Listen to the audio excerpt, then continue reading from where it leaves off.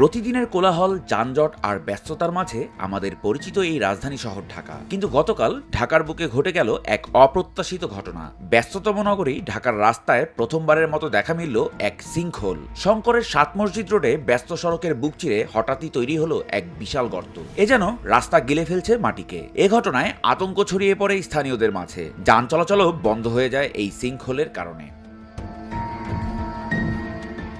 Sinkhole এই অদ্ভুত নামটি হয়তো আমাদের অনেকের কাছেই নতুন, কিন্তু এর পরিণতি মারাত্মক। মাটির নিচে ফাঁপা জায়গা তৈরি হলে অথবা উপরের স্তর ভেঙে পড়লে এমনটি হয়ে থাকে। ভূগর্ভস্থ পানির স্তর নিচে নেমে গেলে কিংবা পুরনো পাইপলাইন লিক হলে মাটির নিচে ফাঁপা জায়গা তৈরি হয়ে স্তর ভেঙে পড়তে পারে। এই ঘটনা কি শুধুই একটি দুর্ঘটনা, নাকি আমাদের শহরের ভঙ্গুর অবকাঠামোর এক নীরব কান্না?